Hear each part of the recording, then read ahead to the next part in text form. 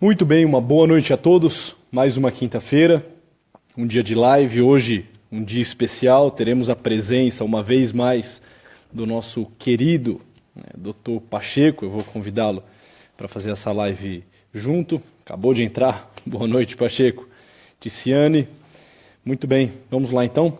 Como dizia Fernando, como que tá aqui, meu querido? Tudo caminhando aí para o nosso Rota 2020, baita evento, hein? Meus parabéns por toda a organização do evento, por tudo aquilo que vocês estão preparando. Tenho certeza que quem for vai ser uma experiência assim incrível, um grande divisor de águas mesmo. Então, para iniciarmos a live de hoje, já vou fazer aqui contato com o nosso querido Dr. Pacheco, para que então possamos dar início a esse tema de hoje, tema interessantíssimo, magnanimidade.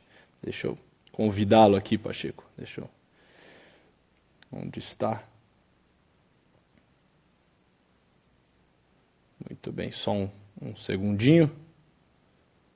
Pronto. Paulo Pacheco aqui na nossa live. Todo mundo estiver ouvindo bem, se a imagem estiver tudo ok, por favor, nos avise. Boa noite, Kiki. Boa noite, cara. Bom te ver, que alegria. Também. Bom rever. Bom revê-lo, é isso aí. Para quem está nos acompanhando, o doutor Pacheco e eu tivemos junto, foi o final de semana agora, né? Final de semana. Exatamente. O último, estamos preparando coisa boa por aí. Fiquem atentos, logo menos, talvez já essa semana a gente solta aí uns primeiros vídeos da arte que a gente está preparando para março, né, Pacheco? Isso mesmo, cara. Muito bom. A família tá bem, a molecada, tudo bem, ok por aí? Inclusive, todo mundo mandando abraço para vocês. O João especialmente falou, manda um beijo pro Kiki. Puxa vida, que alegria, cara. Deixe um abraço a todos e um abraço um pouco mais caloroso e especial para o João, aquele sanguíneo, assim. É interessante como os sanguíneos se reconhecem, né? Tem uma química forte nisso tudo. Sim. Muito bem, excelente. É isso aí, bom revê-lo, Pacheco. Eu fiquei muito contente com a sugestão do tema da live de hoje, magnanimidade, algo que assim me chama muito a atenção. Eu acho que é um tema que tem que ser trabalhado de forma incansável, porque infelizmente nós vivemos um momento em que os corações estão atrofiados, em que nossa capacidade de amar, de se doar, está atrofiado. E nisso tem uma fala muito interessante do Cifuentes. Ele fala que a bitola do nosso coração está estreita demais, né? Então a gente vive um pouco essa realidade, né, de corações com a sua bitola muito estreita, muito medíocre, muito fechada. Isso sem dúvida nenhuma que traz uma enormidade de problemas e de comorbidades. Se você me dá licença para a gente iniciar essa live, eu peguei aqui um pequeno texto, um pequeno poema, na verdade, do poeta inglês Eliot, que fala um pouco sobre essa vivência do homem odierno, né, do homem moderno, que vive de forma apática, vive de forma medíocre, né, vive muito distinto daquilo que seria a magnanimidade. Ele diz o seguinte no seu poema, num dos versos do seu poema: nós somos os homens ocos, os homens empalhados, uns nos outros amparados, o elmo cheio de nada, ai de nós, forma sem forma, sombra sem cor, força paralisada, gesto sem vigor. E é interessante, né? Porque parece que a gente encontra quase que um retrato, uma fotografia do nosso tempo. Esse gesto sem vigor, essa forma sem forma, esse elmo cheio de nada, né? Esse grito do homem moderno que como se pudesse dizer, ai de nós que vivemos tentando amparar uns aos outros e não sabemos sequer para onde vamos, sabemos sequer quem somos. E na contramão disso tudo, né, Pacheco, nós sabemos que nós não fomos feitos para outra coisa que não para se expandir, que não para crescer, que não para se doar, né? Como diz Escrivá, José Maria Escrivá, né, ele fala que nós somos feitos para voar como águias e ficamos nos rastejando como aves de capoeira, né? E ai de nós que tendo toda a capacidade de expandir o nosso coração, estamos com a bitola do nosso coração estreita demais. Então, começo aqui essa provocação e essa live sobre magnanimidade, trazendo esse texto, né, do poeta inglês Eliot, e já lhe passando a bola para que a gente consiga adentrar nessa realidade incrível, nessa virtude anexa da fortaleza que é a magnanimidade, e assim discutimos esse tema que, ao meu ver, é de extrema relevância. Tá contigo, Pacheco. Grande. Não, eu te propus, né, como tema discutir a magnanimidade porque, engraçado, né? Porque no fim a gente acabou, você me falou que esse é um tema que você tem se envolvido com ele e é um tema que há um tempo também eu tenho me debruçado sobre ele, né? Uhum. E pelo que eu estou vendo aqui, a nossa fonte é a mesma, é o Cifuentes. É isso aí. É isso aí. Que fica aí a dica para todo mundo, inclusive, porque é um texto muito impressionante do Rafael Llano Cifuentes, que se chama Grandeza de Coração. E aí, assim, né, essa provocação que você faz, né, começando com Eliot, é uma provocação que certamente precisa colocar a gente para pensar, né? E é impressionante porque quando a gente pensa nisso, né, quando a gente escuta esse chamado de atenção do Eliot, né, do vazio que a gente né, de como a gente tem se tornado pessoas ocas, né? Ao mesmo tempo, é uma imagem que assusta, né? É uma imagem que revela muito, descreve muito do que a gente vê entre as pessoas hoje em dia. Ela plasticamente descreve de um jeito que eu diria que, se a gente presta atenção na metáfora, ela descreve plasticamente algo que é muito mais assustador do que Mary simplesmente dizer: escuta, você é um homem oco, né? Escuta, você é uma mulher oca, né? Porque, pensa, né? A imagem, né, plástica de um homem e de uma pessoa oca, né, na verdade, nada mais nada menos do que uma capa, né? É um invólucro, né? E quando a gente fala de grandeza de coração, né, de magnanimidade, né, a gente fala justamente de tudo menos de vazio, né? Magnanimidade, né, vem de magnos a anima, né? É uma alma grande, né? É uma alma que, portanto, ocupa muito espaço, né? Então, falar que uma pessoa é oca é falar que, na verdade, ela é pusilânime, né? Ela tem uma capa, mas dentro tem uma alma desse tamanhozinho, né? E por isso é oca, né? Ela, no fundo, falta, né, aquilo que permite a ela um empenho com a vida, né? Essas duas, né, palavras, pusilânime e magnânimo, né? São palavras que precisam ser usadas por nós, né, para julgar um pouco a nossa posição no mundo, né? E a proposta de falar sobre a magnanimidade, mais do que falar sobre uma categoria conceitual da filosofia moral, né, é falar justamente, né, de um critério que nos permite um juízo poderoso, né, sobre aquilo que você, eu, cada um de nós do que está aqui, né, vive na vida como posicionamento, como resposta às provocações da vida, né? A gente tem que lutar bravamente contra essa pusilanimidade, né? E é impressionante que essa mesquinharia, né, essa alma pequena, né, esse coração no qual não cabe nada a não ser a si mesmo, né, são coisas contra as quais a gente tem que lutar bravamente, né? E algo do que eu venho conversando com né, os meus seguidores das quartas-feiras, né, quando a gente está falando de maturidade, certamente é muito bem representado, né? Falar de maturidade é falar dessa capacidade de uma alma grande, né? De uma alma que ocupa bem esse espaço, né, que a gente é. Então, acho que essa é uma primeira coisa que eu acho que eu acho que a gente poderia, né, trocar aqui, né, é justamente ajudar as pessoas a se darem conta dessa distância que há entre uma vida pequena, mesquinha, onde eu fico lá no meu pequenininho, né, circunscrito a resolver os meus probleminhas, né, a satisfazer as minhas ansiazinhas, e essa alma grande, né, essa alma que ocupa um espaço grande dentro da gente e que, por incrível que pareça, essa é a coisa que eu que eu queria mais valorizar da ideia de magnanimidade, é que ela ocupa um espaço dentro da gente, mas isso não implica que perde-se espaço. Perfeito. Por isso que eu queria...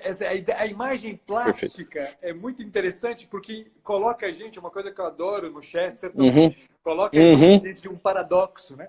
Quer dizer, como eu posso ter um espírito grande que ocupa o espaço dentro de mim e ainda assim caber gente dentro? Quer dizer, é um paradoxo, né? Mas será que é um paradoxo de fato, né? Será que é de verdade, né? Um paradoxal eu imaginar que posso ter uma coisa que ocupa esse espaço vazio que eu carrego em mim e ainda assim permitir, né? Que outras coisas entrem para além de mim mesmo, para além das minhas mesquinharias, do meu pequenininho, né? Eu acho que fica aqui o início de um bate-bola. Legal, legal. E é interessante você colocando essa plasticidade, essa densidade de coração, porque realmente o magnânimo tem esse peso. O peso de uma presença, o peso de um coração dilatado e um coração que de oco não tem muito nada. É um coração que pesa, é um coração que é denso, é um coração que até incomoda, mas é uma densidade e um peso assim, que não constrange. É um peso que serve, né? É um peso que anima aos demais. É um peso que é quase que um dínamo, né? Você estava dizendo disso, e eu estava lembrando aqui sobre a vida de São Felipe Neri, né? São Felipe Neri, porque tem um episódio interessantíssimo na vida de São Felipe Neri, e eu acho que vai assim cair, né, como uma luva aqui para a nossa reflexão. Sem entrar nos pormenores, né, da vida de São Felipe Neri e desse acontecimento extraordinário, né, pelo qual São Felipe passou, mas conta a história, né, e os relatos são verídicos, e depois eu explico por quê, que numa noite, ao que parece, salvo engano de Pentecostes, né, São Felipe Neri faz uma experiência miraculosa, e num momento em que ele está clamando e pedindo aos céus essa graça, essa presença de Deus, eis que então, né, todos vêm, e São Felipe também, né, como que uma bola que desce do céu, entra na sua boca, né, e se aloja no seu coração. E daquele momento em diante, o coração de São Felipe Neri passa a pulsar e passa a ocupar um espaço dentro da sua caixa, né, dentro do tórax, que é algo assim misterioso para a própria ciência. Fato é que quando São Felipe Neri morre, né, quando São Felipe Neri morre, vão fazer a biópsia no corpo dele e percebem que realmente a musculatura do coração dele tinha um tamanho muito mais avantajado do que das demais pessoas. E não só isso, ele tinha 2 costelas que estavam deslocadas para conseguir alojar esse coração, que era muito maior do que a média dos corações. Conta ainda a história que assim, as pessoas sentiam o coração de São Felipe Neri pulsar. Se alguém estivesse do lado dele num momento assim de quietude, era possível escutar o coração de São Felipe Neri pulsando sangue. Né? Tem relatos de pessoas que dizem, olha, eu sentava ao lado dele no banco, e o banco chacoalhava, o banco tremia na pulsação do coração de Felipe Neri. Né? E depois, assim, a ciência veio a comprovar realmente, olha, houve algo extraordinário, houve algo sobrenatural, que esse homem que se colocou a serviço, esse homem que se colocou a amar os demais, os seus próximos, as crianças, montar os oratórios, os pobres, os esquecidos. Esse homem tinha um coração dilatado, tinha um coração magnânimo, que era denso, que assim, era algo que pulsava, mas não era algo assim que inibia, não era algo que constrangia, era algo que vinha como que num movimento de convocação, um convite de serviço, no qual ele mesmo se colocava a serviço, no qual ele mesmo se colocava numa atitude de doação. Então, assim, você estava falando, me veio claramente essa imagem de Felipe Neri, realmente assim, um coração magnânimo, só que no caso dele a magnanimidade pôde ser evidenciada, pôde ser materializada por uma graça sobrenatural, por uma graça extraordinária, né, lembrando-nos e mostrando-nos a que nós somos chamados. Nós somos chamados a ter essa pulsação. Nós somos chamados a ter grandes ideais, porque assim, Da onde vem, né, essa magnanimidade? Tem um Nobel de literatura, o Brodsky, ele diz que o mais importante é sempre a grandeza do projeto. E ele falava sobre a magnanimidade nesse sentido, né? Ou seja, a partir do momento que eu começo a ter uma grandeza de projeto, a partir do momento que eu começo a entender a que eu sou chamado, eu não sou chamado para ficar nesse chão, eu não sou chamado para pouca coisa, eu não sou chamado para rastejar como serpente, mas eu tenho uma vida que me torna capaz de grandes metas, de grandes ideais, e eu miro nesses grandes ideais. Nesse momento, assim, eu começo a abrir espaço entre as minhas costelas, eu começo a dilatar esse meu coração para que eu me coloque a serviço, para que eu me coloque numa atitude de amor. Tem uma frase do Alexandre Avar, uma definição dele sobre magnanimidade. Ele diz, né, pegando da definição latina, né, magnanimidade é extensio animi et magna, atenção do espírito para as coisas grandes.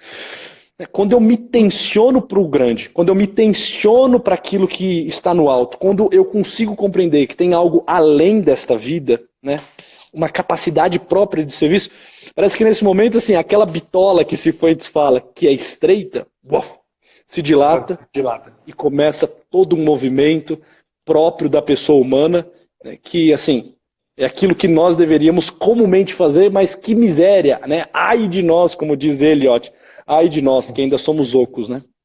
Exato. E sabe, enquanto você falava, eu ficava pensando numa coisa. Porque essa ideia mesmo, né, de uma tensão, né, para obras grandes, né, uma disposição para a grandeza, né, para a grandiosidade, né, não para uma grandiosidade entendida como, né, me tornar uma coisa grande, né, mas essa disposição para as obras, né, obras que têm um impacto grandioso, né, e que às vezes não são necessariamente coisas que tenham, né, um impacto histórico.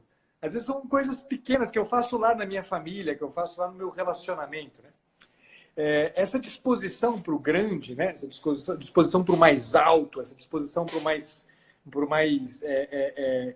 denso, como você falava, me faz pensar numa outra imagem. E eu gosto dessas coisas plásticas porque ajudam a gente a ter um pouco a clareza, né? Quer dizer, pensa o seguinte, né? Quer dizer, imagina que a gente... aqui eu vou usar um conceito aristotélico, né? Para Aristóteles, a alma é a forma do corpo.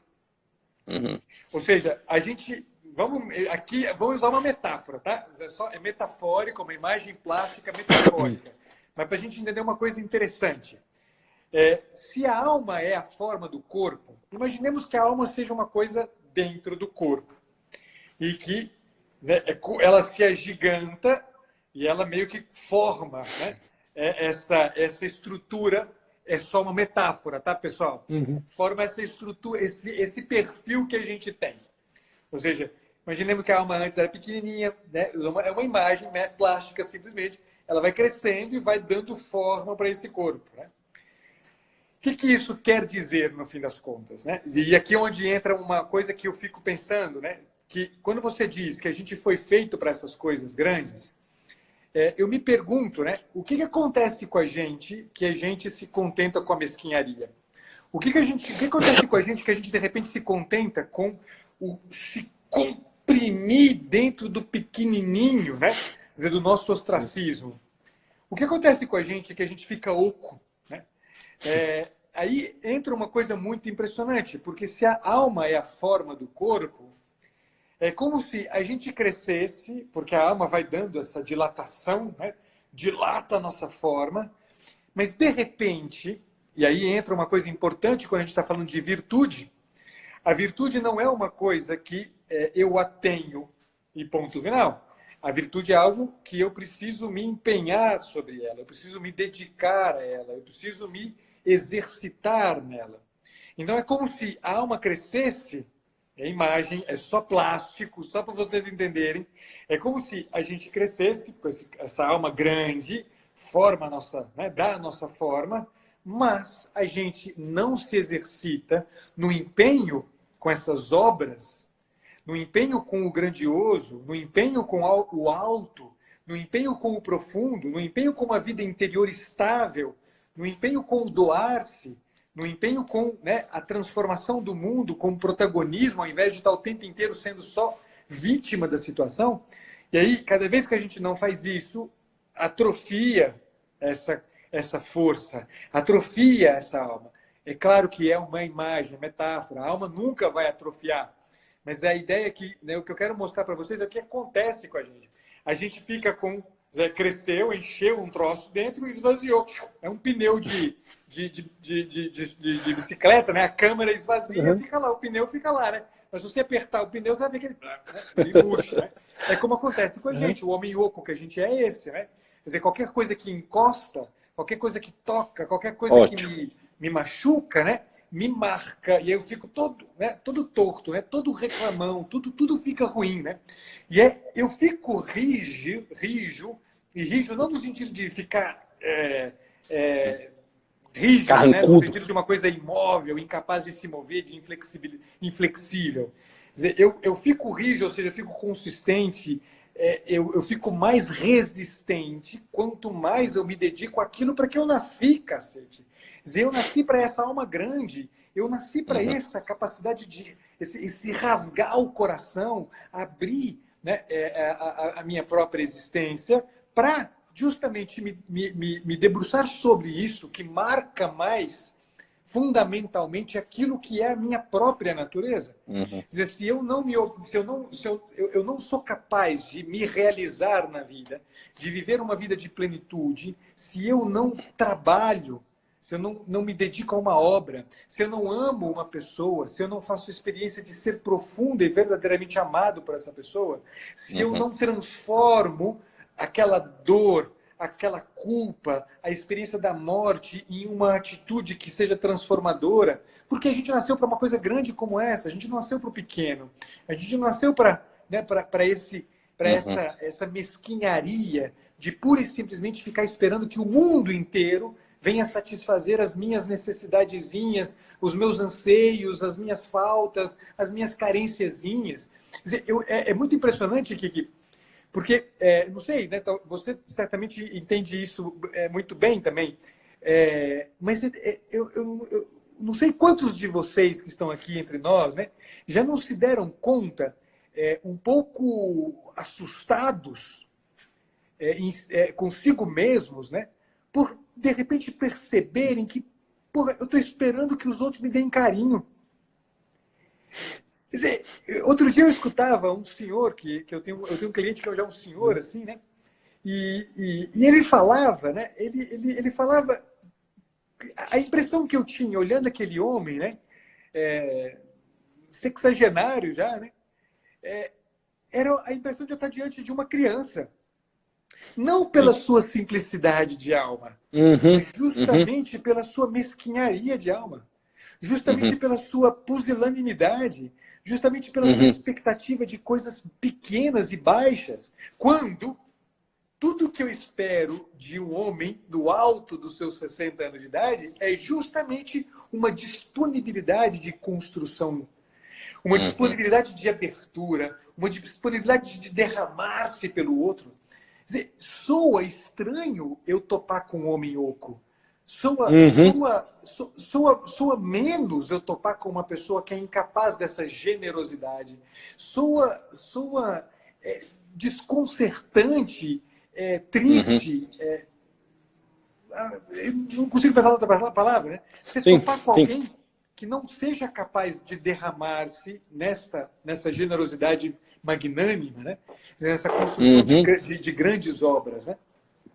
Perfeito, perfeito. E é interessante como a arte, a todo momento, ela tenta reproduzir a realidade. É claro que de forma, às vezes, um pouco fantasiosa, com algumas metáforas.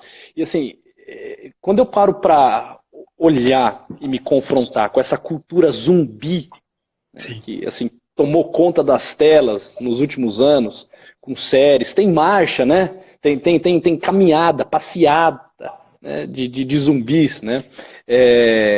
Os jovens, né, e os adultos bem infantilizados também se vestindo como se fossem zumbis, saindo às ruas, né?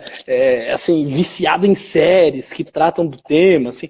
E como que essa arte, de alguma forma, é uma metáfora também do nosso tempo, porque você dizia dessa alma, da presença desta alma nesse corpo. E no fundo, assim, o que seria um zumbi? Um zumbi, diferente de um fantasma, que é uma alma sem corpo, o zumbi é um corpo sem alma. Né? Assim, lá tem um corpo, lá tem uma matéria, ele se mexe, ele se move, ele caminha, só que ele não ama. Ele não é capaz de servir, ele não é capaz de generosidade. Ele só busca satisfazer os desejos dele. E é interessante assim, né, eu confesso que não tenho nada contra a série dos zumbis aí, Walking Dead e tudo mais, né? Mas assim, é interessante que você percebe que a todo momento ele busca satisfazer os seus desejos, principalmente mais instintivos, mais primários. Ele quer comer, né? Ele quer se fartar, né? Ele quer de alguma forma trazer as outras pessoas para perto, mas assim, simplesmente para usá-la, simplesmente para sugá-la, né? Para torná-la tão oca, tão vazio, tão sem forma, tão sem alma quanto ela. E assim, e nisso tudo a gente vê o espaço em que nós habitamos hoje, né? O lugar onde nós estamos. Nós estamos num momento em que este mundo mais parece um roteiro, né, recém-saído dos cinemas, em que a torta e a direita, a todos os lados em que nós olhamos, nós vemos zumbis, e muitas vezes nós estamos nos tornando tal e qual um zumbi. Porque assim, você pega um quarentão, um senhor, né, dos seus 50, 60 anos, eu faço essa experiência também na clínica, Pacheco, que eu fico assustado, que querem o quê? Assim, querem satisfazer os seus prazeres. Falam como se fossem uma criança mimada. Chegam na clínica e a demanda que eles trazem é uma demanda de frustração, mas não uma frustração que eles compreendem sendo uma frustração existencial. Porque eles não serviram ao ideal, porque eles não encontraram o sentido da vida. Não, porque eles não estão conseguindo satisfazer os seus gozos, as suas vontadezinhas mesquinhas, porque não conseguiram ter o emprego que queriam, porque não tem a pessoa ao lado dele que gostaria, né? A que tem exige demais, pesa demais, cobra demais, ele queria alguém que pudesse lidar demais. Pessoas que já não compreendem que a dinâmica própria da vida é o dar-se. Não necessariamente o receber, não necessariamente o sugar, o usar. E esses zumbis parecem um grande reflexo mesmo do nosso tempo, de pessoas que já não têm grandes ideais, porque vamos lá, assim, brincando ainda com a temática dos zumbis. Qual o grande ideal que tem um zumbi? Ele quer construir o que nesse mundo? Qual que é a grande missão que ele se sente chamado? A nada, absolutamente nada. Ele não vai construir nada, ele não quer deixar um legado, ele não tem um senso de missão, não tem um senso de urgência na construção de um sentido, não realiza valores, ele simplesmente se utiliza de forma animalesca daquilo que se lhe apresenta e pronto. E pronto. Então assim, essa ideia que você trouxe de forma fantástica, desse corpo, né, que se torna oco, porque a alma que lhe dá a forma, né, ela fica reduzida a praticamente nada. Você olha muitas vezes para uma pessoa e, assim, e você faz um esforço sobrenatural, um esforço, né, gigantesco de entender que lá tem alguém mesmo, alguém assim, alguém que está disponível. Porque muitas vezes a pessoa está tão entretida com ela mesma que você não consegue perceber que lá existe assim, uma outra presença humana. Né? Perfeito. Sim. E que terrível para o nosso tempo, as pessoas tornando-se zumbi e a magnanimidade, essa alma, né, dilatada, esse coração dilatado, essa busca por grandes ideais sendo deixado de lado. E aí o Cifuentes coloca, ele não usa o zumbi, porque ele não é tão chulo quanto eu, mas ele usa, né, aquele famigerado conto do Jeca Tatu. Né? Assim, ele fala, quem que é o Jeca Tatu? O Jeca Tatu assim, é o típico, né, brasileiro acomodado que diz basicamente o seguinte: olha, se eu posso comprar comida na feira, para que trabalhar? Para que cavar? Para que plantar? Para que semear? Para que me expor ao sol? Para que arregaçar as mangas? Para que me dedicar, né, ao cultivo? Se tem na feira, para que trabalhar? Né? O Jeca Tatu, né? Assim, o zumbizão brasileiro, né? Aquele homem acomodado, tíbio, que de magnânimo tem muito pouco.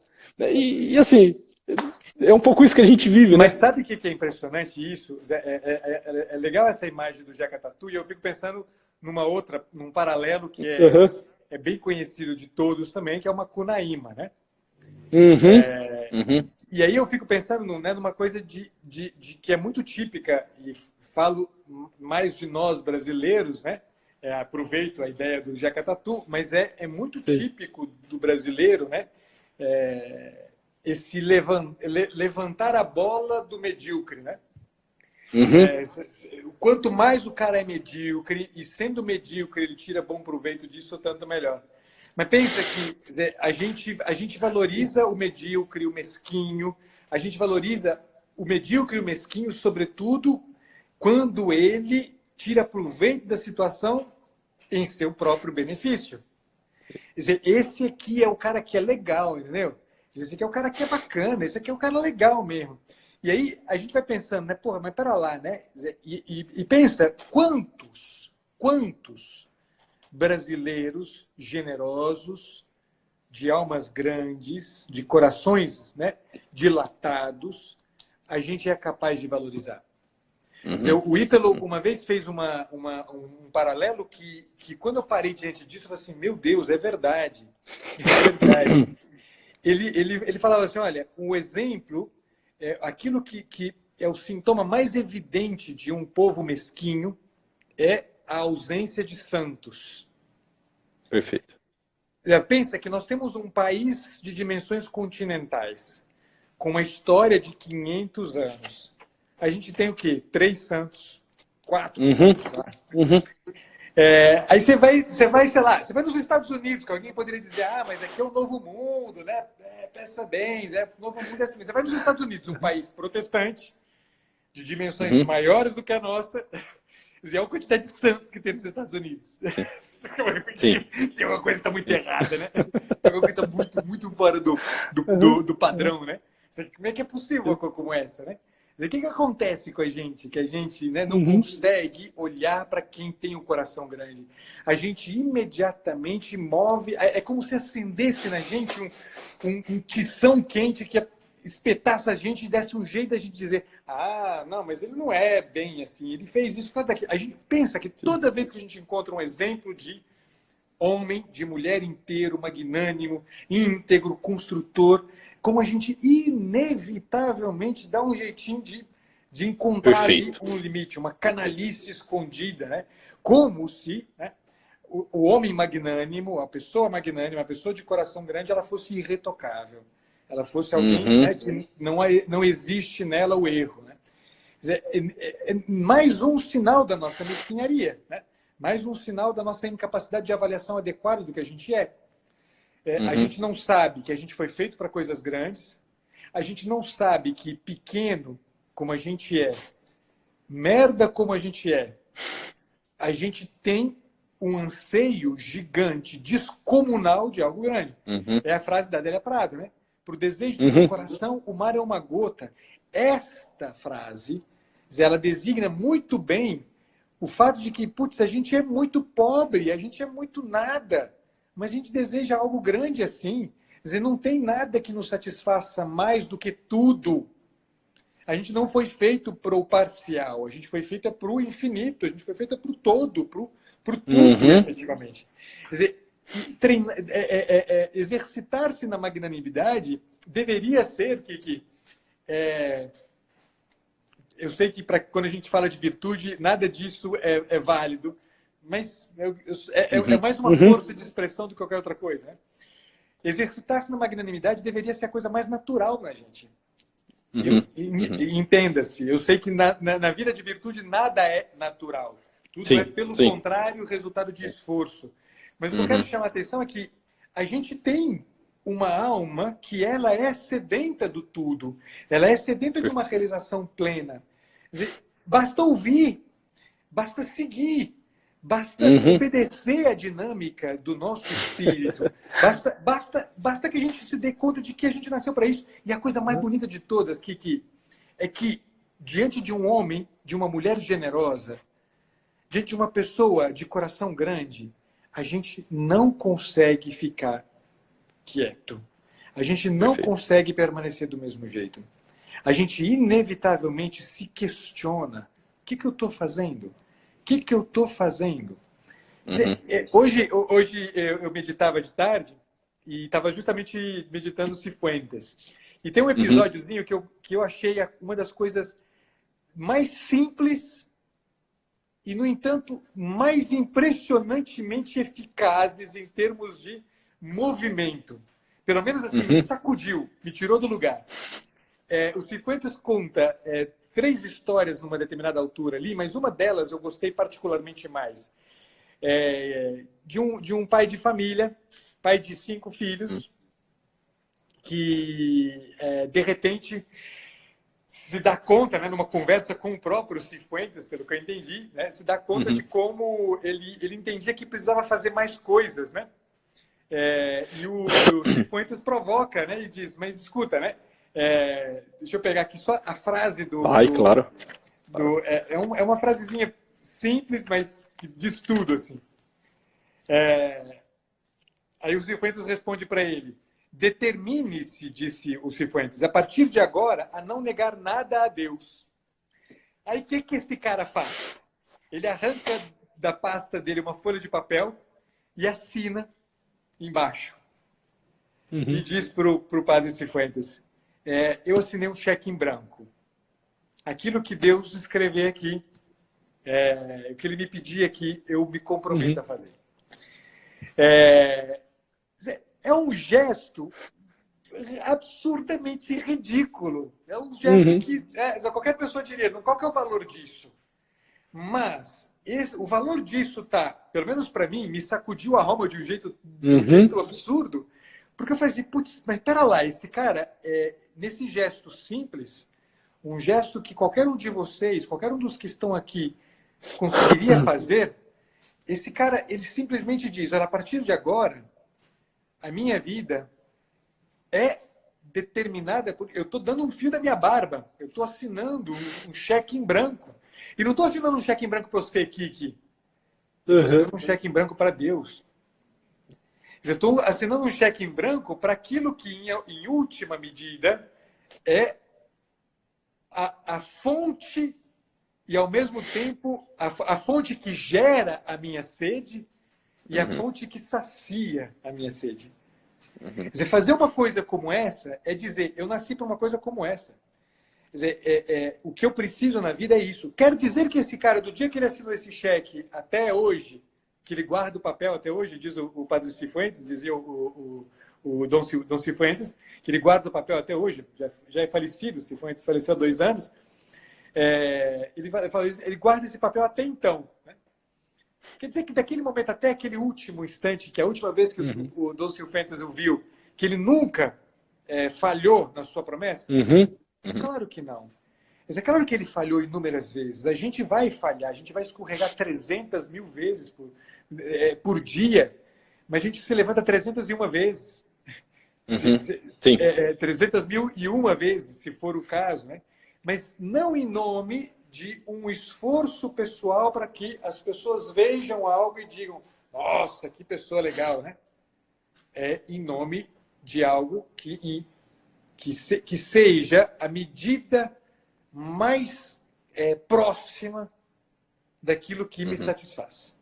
Em nome de algo que eu amo e que para onde eu dirijo todos os meus movimentos. E que é aquela coisa que rasga a minha alma e que, portanto, permite que caiba mais coisa ali dentro. Me rasga e me permite dizer, cabe muito mais coisa, cabe muito mais gesto de generosidade, cabe muito mais atenção aos meus 5 filhos, cabe muito mais laboriosidade no meu trabalho, cabe muito mais constância nas minhas coisas, cabe muito mais capacidade de amor, de atenção e de paciência com a minha esposa, cabe muito mais, cabe muito mais, cabe muito mais, sempre cabe mais, não porque eu me limito a uma imagem que eu quero transparecer, mas porque o que está fora de mim é a meta, é o fim do meu movimento, é para onde vai todo o meu movimento, né? Quer dizer, quanto mais a gente se exercita nesse exercício, né, exercitar nesse exercício, cacete, vai errado assim mesmo. Quanto mais a gente se exercita nisso, quer dizer, tanto mais a gente se capacita a deixar de ser esse mesquinho que fica na rede esperando tirar o proveito das coisas.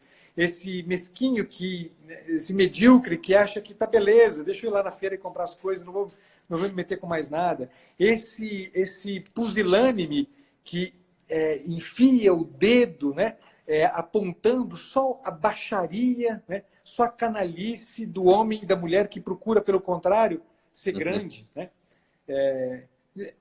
A gente tem uma escolha na vida, caramba. A gente tem uma escolha na vida. Quer dizer, nenhum de nós está amarrado a uma jeca tatuíce ou uma macunaímaíce. Inventar um troço aqui. Pronto, tá feito. Nenhum de nós está condenado a isso. Né? Nenhum sim, sim. E você falava, né, da busca e também das quedas. E algo mais ou menos nesse sentido. Um arqueiro, para ele atingir o seu alvo, ele precisa necessariamente mirar muito acima. Se o arqueiro tensiona o seu arco e ele mira no centro, ele atinge o solo, ele atinge o chão.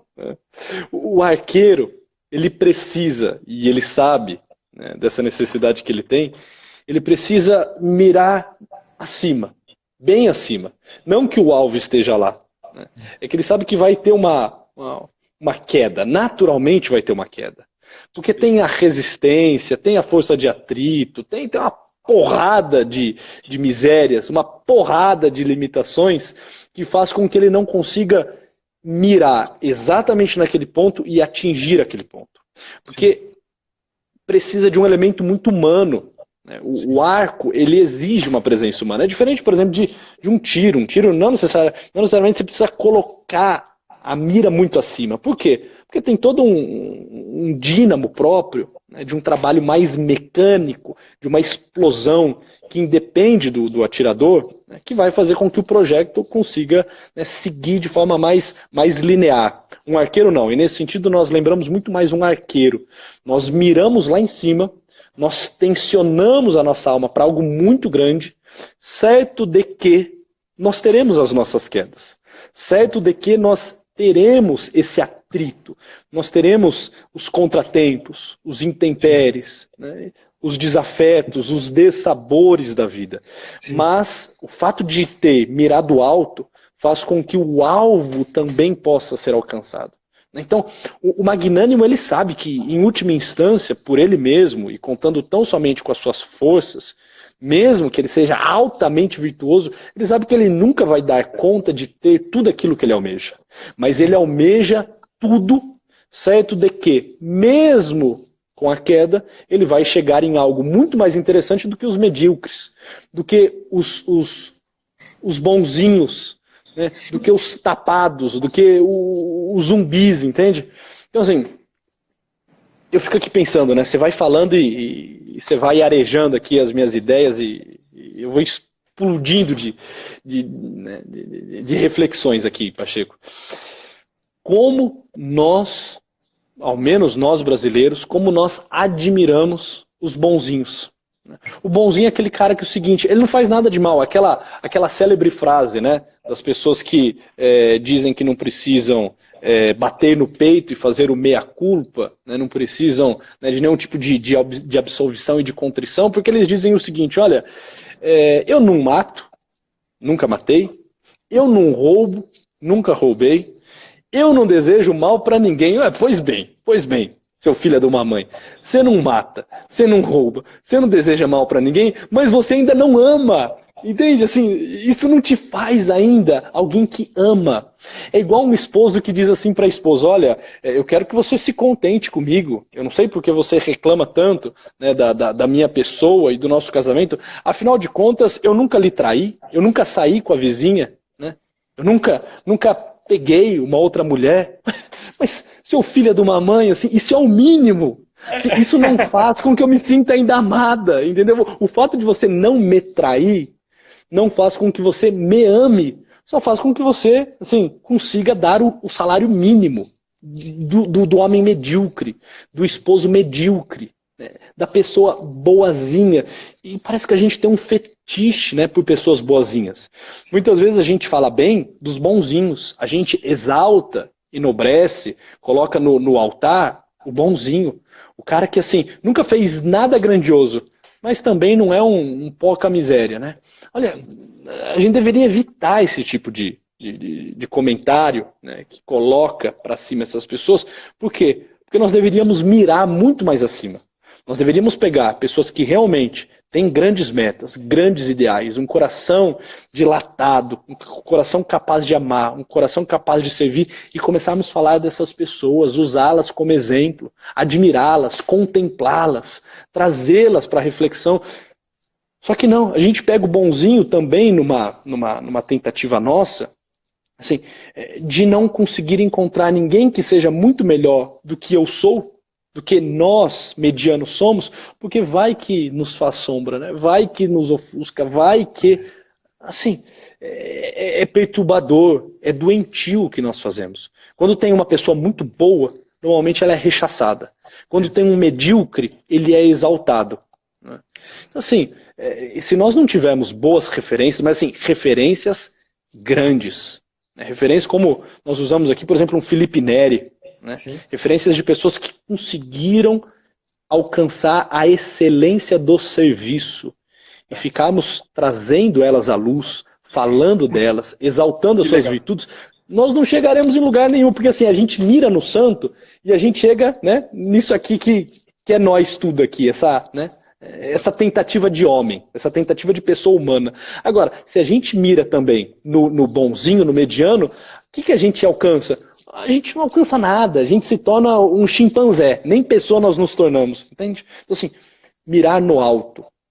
Esse trabalho que você falou, né, do relato do Cifuentes, de assinar embaixo uma folha em branco e falar, olha, a partir de agora, tudo quanto Deus botar nessa folha, tudo quanto eu me sentir chamado, tudo quanto, né, eu perceber intuitivamente, espiritualmente, sei lá, enquanto missão, enquanto convocação, eu farei, porque isso aqui já está assinado.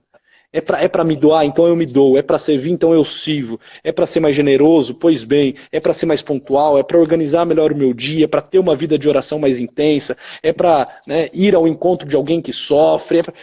Pois bem, eu me senti chamado, a vida me convocou, aqui estou. Eu vejo nessa convocação quase que um chamado divino. Quase que um tu transcendentíssimo me convidando a sair de mim mesmo, sair dessa atitude oca, dessa atitude vazia e me dilatar. Tomar dimensão, tomar densidade, para quê? Para botar o meu peso nesse mundo como amor, como serviço. Então assim, eu acho que nós temos que urgentemente, e eu falo isso, primeiramente a mim, é claro, assim, parar de buscar simplesmente sermos bonzinhos e ficarmos fazendo elogios demasiados sobre as pessoas boazinhas e buscarmos as grandes referências, os grandes homens, temos grandes ideais, porque senão a bitola não cresce, o coração não dilata, né? Não alarga. E para alargar precisa de uma violência, né? Precisa esticar, precisa puxar. Isso mesmo. Sabe, é bem pequenininho que eu vou falar aqui agora, mas é porque eu me lembro de uma ocasião... Foi uma das vezes que eu cansei de Facebook. Que foi numa situação que uma pessoa tinha postado a fotografia de uma cadela dando mamar para algumas gatinhas, os gatinhos. E aí ela colocava, é por isso que eu... uma frase mais ou menos assim, por situações como essas que eu confio muito mais nos animais. Vejam o que é solidariedade. Eu falei, puta que o pariu, não é possível. Não é possível que a gente tenha uma medida tão baixa assim. Não é possível que a gente não é capaz de olhar para um pouquinho mais do que uma cadela dando peito para um monte de gatinhos e entender que isso aqui é sinal de solidariedade. Quer dizer, o valorizar o bonzinho não é só valorizar o bonzinho que faz tudo bonitinho, mas também valorizar a besta. A gente valoriza o animal, a gente Boa. valoriza a natureza, a gente fala do bom selvagem, a gente fala de como o índiozinho é tão bonzinho, de como a criança é boazinha, nossa criança é tão pura. Quer dizer, olha o que a gente assume como imagem de um homem completo. Olha o que a gente assume como imagem do homem generoso. Olha o que a gente assume como imagem deste homem virtuoso. Isso que deveria estar no nosso horizonte. É a criança pura, que não é pura porcaria nenhuma. Quem já conviveu com criança sabe que de pureza passa longe a criança. Quer dizer, é o índiozinho bonitinho, natural, e que o Ocidente estragou com a sua religiosidade judaico-cristã. Quer dizer, que é uma outra mentira, porque são os desgraçados que matam criança, enterram viva debaixo da terra e cortam cabeça de um monte de negro, mas são bonitinhos, são bonzinhos. É o cachorrinho que dá de mamar para a gatinha, porque esse aqui, né? Olha só, eu não confio mais no homem. Os gatos e os cachorros sim que são confiáveis. Vá pra puta que o pariu, que inventou desse jeito. Não é possível que a gente chegou nesse horizonte quando a gente tem uma imagem de um Felipe Neri, quando a gente tem uma imagem de um João Paulo II, quando a gente tem uma imagem de uma Teresa de Calcutá, quando a gente tem uma imagem de uma Irmã Dulce no Brasil, quando a gente tem uma imagem de gente que entregou a vida, fez um cheque em branco e entregou a vida a tudo aquilo que a vida lhe solicitava e não entregou nada pela metade. Entregou-se inteiro em tudo aquilo que a vida lhe solicitou. Quer dizer, o que não faltam na história humana são exemplos de homens e de mulheres das mais diversas, de norte a sul do planeta, de leste a oeste do planeta, exemplos de homens e mulheres que entregaram tudo e mostraram o que é a raça humana, o que é o gênero humano, o que é a capacidade de ser pessoa até a sua plenitude mais alta. Quer dizer, não é possível que a gente se amesquinhe assim e continue acreditando piamente que o bonzinho é o ideal que a gente tem que abraçar. Porra, né? E aí, Kiki, desculpa, eu me lembro de coisas que eu escutava na universidade, quando eu era professor, e que se eu tivesse escutado quando eu era aluno, eu tenho a impressão de que eu não sei o que seria da minha vida. De professor que dizia para os alunos, escuta, quando você estiver no consultório, você tem que fazer cara de alface para os teus clientes. Porra, pera lá, cacete! O cara entra no meu consultório, ele não entra procurando um alface, um brócolis, o meu consultório não é feira. O meu consultório é um lugar de encontro com uma pessoa. Boa. Ou eu estou disposto a ser, pelo menos como tentativa, como você dizia, como urgência de construção da minha pessoa, uma personalidade estável e que luta, que se esforça por ser generoso, magnânimo e que o tempo inteiro rasga o coração. Ou eu me esforço para ser isso, para acolher aquela pessoa que chega no meu consultório, trazendo a sua dor e o seu sofrimento, o que eu vou ensinar para esse cara? Eu vou ensinar para ele que ele tem que ficar bonzinho, que ele tem que aprender a conviver com o seu sofrimento. O caralho que eu tenho que aprender a conviver com o meu sofrimento. Eu não nasci para conviver, né? Aprender a ser bem resolvido, né? Eu preciso fazer da minha vida uma dilatação. Eu preciso fazer da minha vida uma entrega. Eu preciso fazer da minha vida um sacrifício. O que não quer dizer que a vida é bonitinha. Mas onde que eu vejo isso? Quando eu vejo uma pessoa disponível. Quando eu vejo uma pessoa aberta. Quando eu vejo uma pessoa disposta a escutar o meu sofrimento. Quando eu vejo uma pessoa, né? Uma pessoa que talvez não tenha, como você muito bem disse, não tenha a perfeição do tiro, mas que está apontando para cima. Alguém que quando olha para mim, não olha para os meus pés. Olha para... Mira alto, né? E fala, eu preciso ser lá em cima, cara. Eu preciso ser lá em cima, né? Levanto o meu queixo, né? Me coloca para cima. Quer dizer, se a gente não tem se a gente não consegue encontrar no horizonte das nossas vidas estas pessoas a quem olhar, cara, o que vai sobrar para a gente? O que vai sobrar pra gente? Perfeito. E eu, assim, vou entrar aqui na minha última fala. Eu não sei como nós estamos de tempo. Eu não tenho nem ideia. Assim, eu só tô com medo. Tá bom. Então vamos lá. Talvez nós precisamos ser acordados, chacoalhados, despertados com uma frase muito parecida que, salvo engano, era uma frase muito utilizada em Roma, né? Que era a frase: navegar é preciso, viver não é preciso. Como que, lembrando aos homens, que olha, viver, esse negócio assim de ficar muito apegado à sua vidinha, a fazer esse negócio chamado da vida, né, esse negócio chamado vida dar certo, né, ter as regalias, ter o gozo, ter o prazer, né, isso tudo não é preciso, isso tudo não é a exigência da existência, isso tudo não é o especificamente humano, não é para isso, para dar conta de levar a fim e a cabo essa vidinha que você foi feito. Você foi feito para navegar, para explorar, para se doar, para desbravar, para viver aventuras. Navegar é preciso. Cair ao mar é preciso. Né? Cair ao mar, certo de que assim, eu não estou entrando na minha zoninha de conforto, certo de que eu estou indo atrás de outras pessoas, do confronto, do encontro, da contemplação do belo, do inesperado. Navegar é preciso, se lançar no mar e conhecer esse mundo, e se dar a esse mundo. Viver não é preciso, viver não é necessário, até porque, assim, isso aqui nos foi dado, em algum momento nos vai ser tirado. Assim, tentar fazer da nossa vida uma mera assim, subsistência faz com que nós atrofiemos todas as dimensões do nosso ser. Então, eu deixo aqui este chamado, né, que possamos navegar, que possamos nos jogar ao mar da nossa existência, desbravar, conhecer outras pessoas, servirmos, buscarmos um Deus a quem amar, um bem a realizar, pessoas a quem servir. E eu quero terminar com uma frase do Escrivá, José Maria Escrivá, que ele fala da magnanimidade. Ele diz o seguinte, no livro do Alexandre Avar, Virtude e Liderança, que trata, entre outras coisas, de magnanimidade. Ele diz o seguinte, magnanimidade, ânimo grande, alma onde cabem muitos. É a força que nos move a sair de nós mesmos, a fim de nos prepararmos para empreender obras valiosas, em benefício de todos. O magnânimo dedica sem reserva suas forças ao que vale a pena. Por isso é capaz de se entregar a si mesmo, não conforma em dar, dá-se.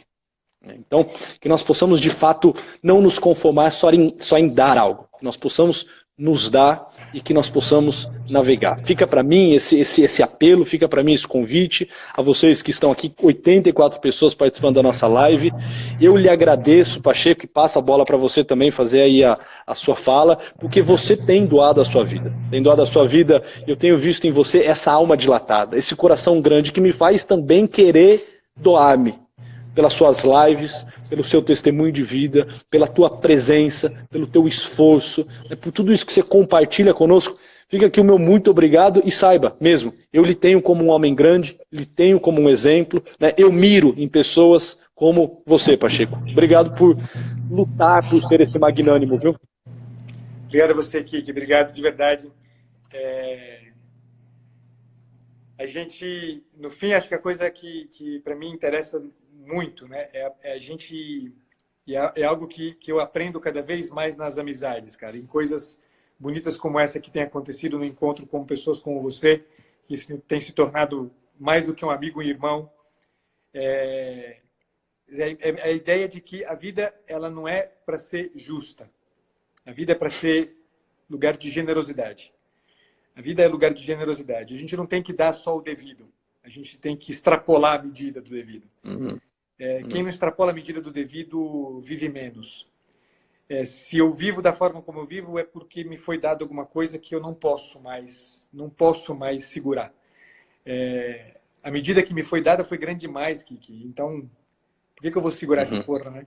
Essa porra é para todo mundo, isso é para todo mundo. É isso aí. Quanto mais a gente puder fazer isso, melhor. Não é mérito meu, é mérito das pessoas grandes que de fato marcaram a minha existência e que a nossa expectativa no encontro como esse, num bate-papo como esse, de a gente poder estar aqui dialogando com esse monte de pessoa, é que tantas pessoas mais possam encontrar o mesmo que a gente encontrou. Nós estamos na vida para isso, cara. Então, menos do que tudo é nada. A gente vai dar tudo. Perfeito. Perfeito. Ótimo, ótimo. Obrigado, Pacheco, irmão. muito obrigado. Fica aqui, né, o convite para as pessoas divulgarem essa live, print essa tela, né, convidem as pessoas para assistirem, vai ficar lá no meu IGTV por 24 horas, depois sobe para o YouTube. O YouTube é enrota.com/YouTube, né? Mas você encontra lá também na minha bio, me chama na direct, vai ficar depois salvo por lá. E em breve, né, o Pacheco e eu anunciaremos a todos vocês um evento que nós estamos montando, um evento que será em março na cidade de Ribeirão. Já fique atento aí às próximas postagens. Acabou de subir aqui o tempo, nós temos 20 segundos para encerrarmos essa live. Pacheco, valeu, um forte abraço, abraço a todos que passaram por aqui. Até a próxima, talvez próxima quinta, né? Isso. Maravilha, feito. Até. Tchau, meu caro. Tchau, tchau.